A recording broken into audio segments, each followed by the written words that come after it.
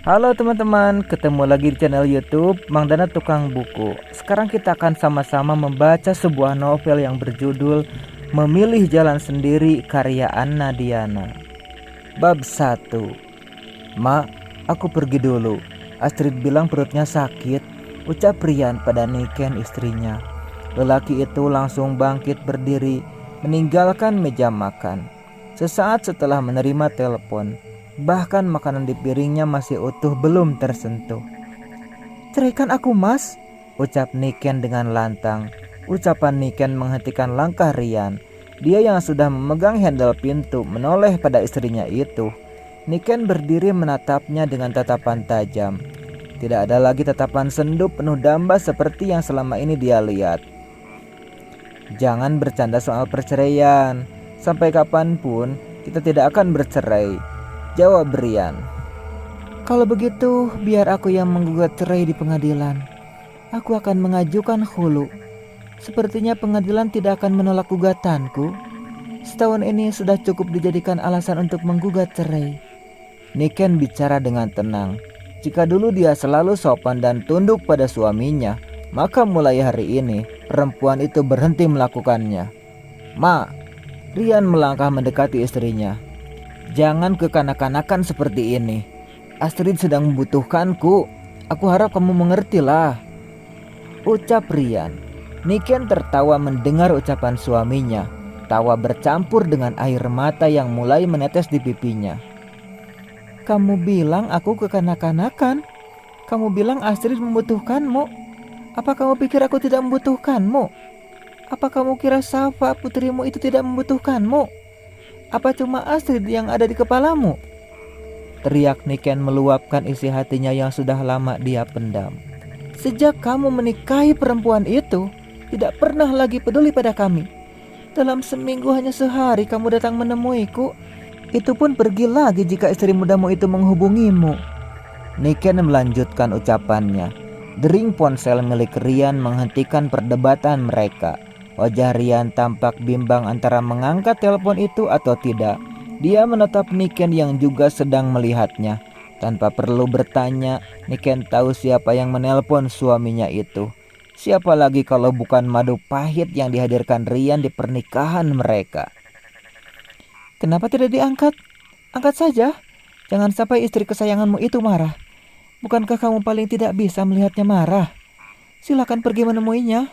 Aku pastikan saat kamu kembali ke rumah ini, status kita sudah bukan lagi suami istri," ucap Niken seraya melangkah pergi meninggalkan Rian. Perempuan itu menuju kamarnya. Niken menghapus air matanya. Dia mendekati putri kecilnya yang sudah tertidur. Bocah 2 tahun itu tertidur setelah capek menunggu ayahnya datang. Setiap hari Niken harus mencari alasan saat putrinya menanyakan ayahnya yang jarang datang menemuinya. Tadi saat Rian datang, Safa baru saja tertidur setelah lelah menangis. Sang ayah berjanji sebelum maghrib datang. Namun sampai hari jam 8 malam belum kelihatan. Rian tiba tepat di pukul 8 lebih 10 menit. Seperti biasa Niken menawarinya makan. Namun baru 2 suap, lelaki itu sudah mendapat telepon yang membuatnya langsung ingin pergi. Niken menghela napas. Merasakan sesak yang tiba-tiba datang mengingat apa yang barusan terjadi. Sebenarnya bukan cuma hari ini. Setahun belakangan perempuan itu sudah terbiasa mendapatkan perlakuan semacam ini dari suaminya itu. "Ma, izinkan aku menikah lagi," ucap Rian setahun lalu. Dada Niken bagai dihantam godam mendengar ucapan suaminya itu. Lelaki yang baru menikahinya selama 5 tahun itu tiba-tiba mengatakan ingin menikah lagi. Niken terus berusaha introspeksi diri. Apa kekurangannya? Hingga di usia pernikahan yang baru 5 tahun, suaminya ingin menikah lagi. Cantik, banyak yang bilang dirinya cantik. Anak, dia bisa punya anak meskipun agak terlambat. Di usia pernikahan yang ketiga, dia baru bisa hamil. Pelayanan ranjang, kapanpun suaminya minta dia tidak pernah menolaknya. Ternyata bukan dia yang punya kekurangan, tetapi suaminya yang tidak bisa bersyukur memilikinya.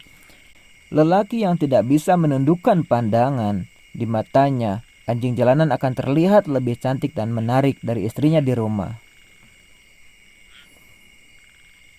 Aku janji akan berlaku adil pada kalian.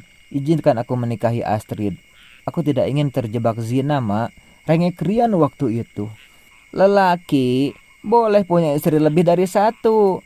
Terpenting dia bisa adil dan mencukupi kebutuhanmu, ucap ibu mertuanya yang menambah lukanya. Kiranya semua orang tua itu sama, tetap akan membela anaknya sendiri, salah atau benar. Meskipun berat, akhirnya Niken mengizinkan suaminya menikah lagi, dengan harapan suaminya itu memenuhi janjinya untuk bisa bersikap adil. Nyatanya janji hanya sekadar janji, bukan untuk ditepati seperti yang diucapkan suaminya itu. Sejak menikah lagi, Rian lebih sering menghabiskan waktu bersama istri mudanya. Mendatangi Niken hanya seminggu sekali. Itu pun akan langsung pergi jika sang istri muda menghubunginya. Suara mobil suaminya yang terdengar menjauh dari halaman rumahnya menyadarkan Niken akan posisinya. Dia tidak lagi berharga bagi suaminya itu. Niken menghapus air matanya. Dia mengambil koper dari atas lemari lalu memasukkan semua pakaiannya dan pakaian putrinya. Aku menyerah, Mas, gumam Niken sambil mendekap 2 buku nikah yang baru diambilnya dari dalam lemari. Niken memilih mundur daripada hatinya semakin hancur lebur. Cukup setahun dia bertahan dalam pernikahan poligami yang nyatanya hanya mengedepankan syahwat, bukan tanggung jawab akhirat. Bersambung ke part 2. Buat teman-teman yang ingin membaca kelanjutan cerita ini, caranya sangat mudah, tinggal klik subscribe dan nyalakan loncengnya. Nanti teman-teman akan mendapatkan pemberitahuan saat saya mengupload cerita berikutnya.